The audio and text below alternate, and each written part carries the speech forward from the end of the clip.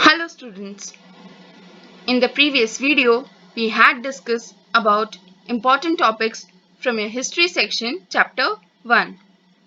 So let us move further today. So open your books, chapter 1, how, when and where. And in the previous video, we had discussed about the importance of dates.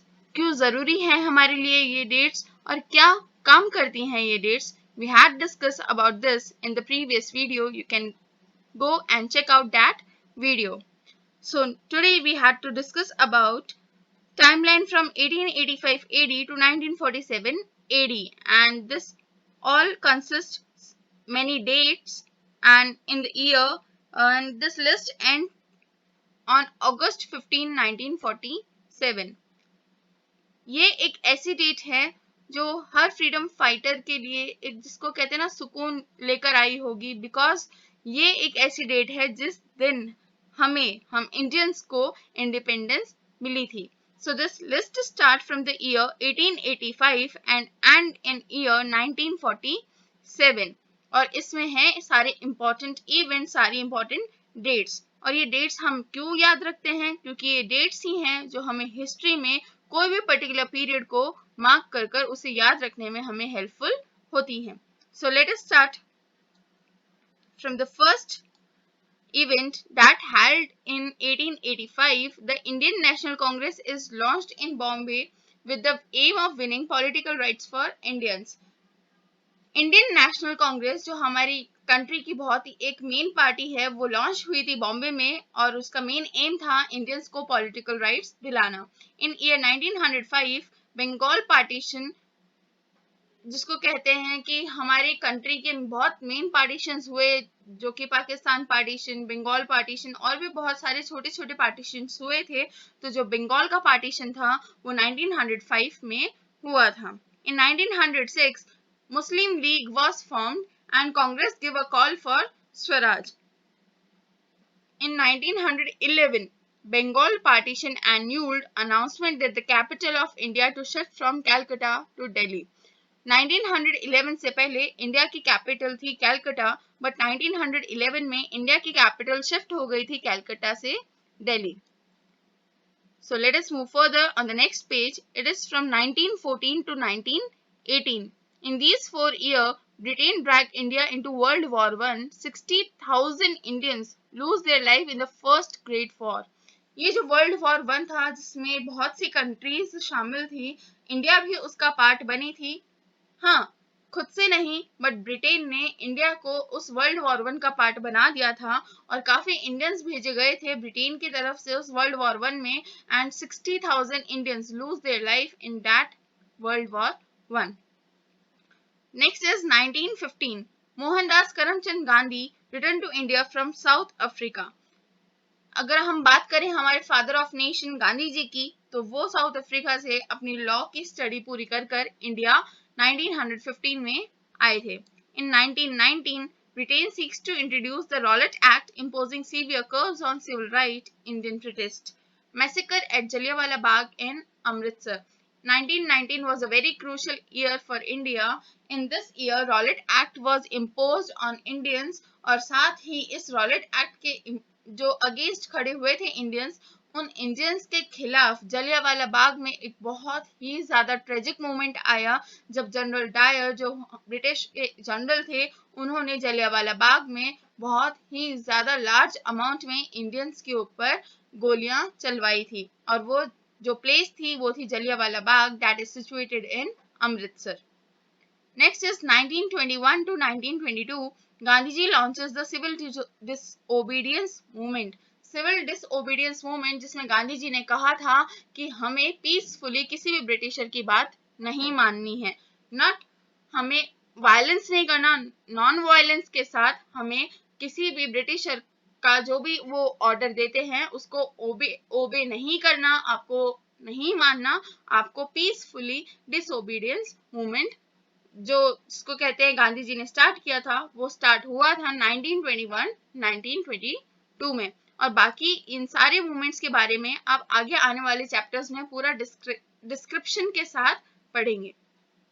In year 1924, Mofla riot between Hindus and Muslims. Mofla riot took place between Hindus and Muslims in year 1924. In year 1927, the British government appoints the Simon Commission to recommend political reforms in India. British government ने Simon Commission recommend किया था Indians के लिए year 1927 में. In year 1930, Gandhi ji leads the salt Satyagraha.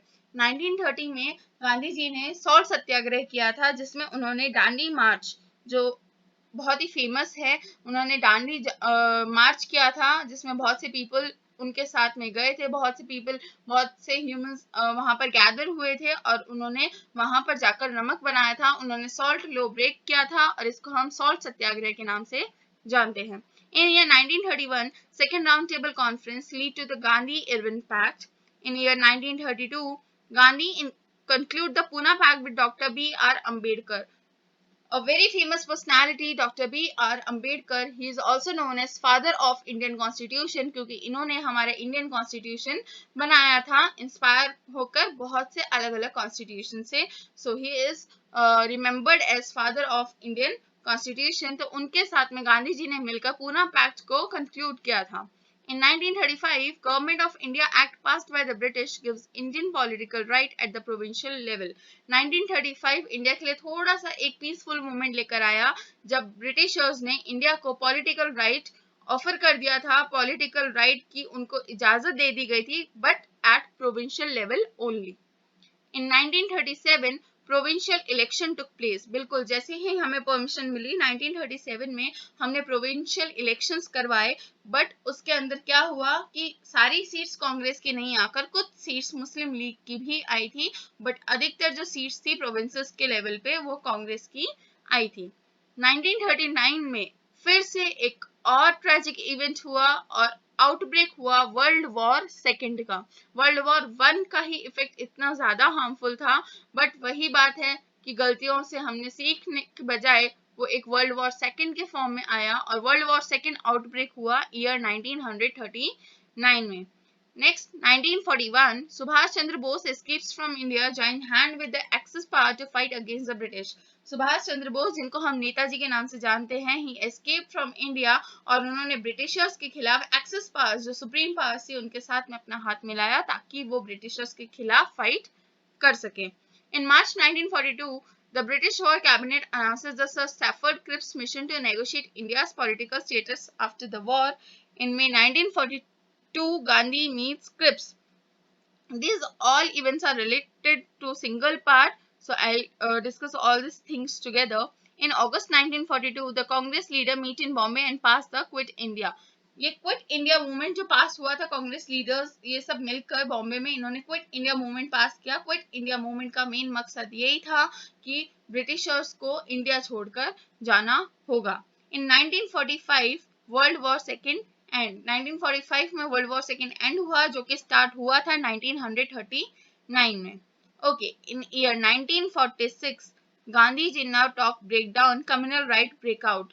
Gandhi Jinnah, here is the name Jinnah, his name is Mohammed Ali Jinnah, जो कि पाकिस्तान के founder भी कहलाते हैं. इन्होंने गांधी जी के साथ बैठ के बात करी और पार्टीशन की बात हुई, जिस वजह से इंडिया में कम्युनल राइट्स, जो कम्युनिटी के बीच में राइट्स यानी दंगे थे, वो चालू हो गए. In June 1947, the British Congress and Muslim League agree to partition and independence. जून 1947 में कांग्रेस, जो कि उस वक्त की सबसे बड़ी पार्टी थी, कांग्रेस, ब्रिटिशर्स और जो मुस्लिम लीग, जो पाकिस्तान के जो फाउंडर्स थे, इन्होंने मिलकर मीटिंग करी, पार्टीशन को अग्री, जिसको कहते हैं ना, अपना अग्रीमेंट दिया पार्टीशन को, और साथ ही इंडिया और पाकिस्तान दोनों ही इंडिपेंडेंट हो गए. पाकिस्तान इंडिया का पार्ट था इसलिए इंडिपेंडेंट हो गया, और फिर पाकिस्तान इंडिया से डिवाइड होकर एक अलग नेशन में कन्वर्ट हो गया. And in year 1947, the iconic date 15th August 1947, this was the day which is regarded as Independence Day, and on this date we got independence, but this independence cost many deaths, many sacrifices, और साथ ही उस वक्त जो सबसे ज्यादा बड़ी मुसीबत हमारे इंडियंस के लिए थी वो थी कम्युनल राइट्स, जिसकी वजह से 100,000 जो सिटीजन्स थे उनको बहुत ज्यादा मुसीबतें झेलनी पड़ी थी और साथ ही बहुत से लोगों को अपनी जान भी गंवानी पड़ी थी. So this is all from this list. what is written at the down. Selection of date depend on the story of past. Focusing on a particular set of event is important. By studying the dates, reasons and consequences of events are understood in better way. In dates की study के according आप अपने past को बहुत ही easy तरीके से और बहुत ही convenient form में आप इनको remember रख सकते हैं, आप इनको याद रख सकते हैं. You can easily learn them. और साथ ही आपको आपके past को समझने में helpful सबसे ज़्यादा जो होती हैं वो होती हैं ये dates. So this is all in today's video, and main thing to learn is all these events and all these relations between these events. You have to read all these from your book, and I hope you will all get ready for the next video, as we will start next topic, a new topic in next video. So till then, my new video come. Take care, stay safe, stay healthy. Thank you.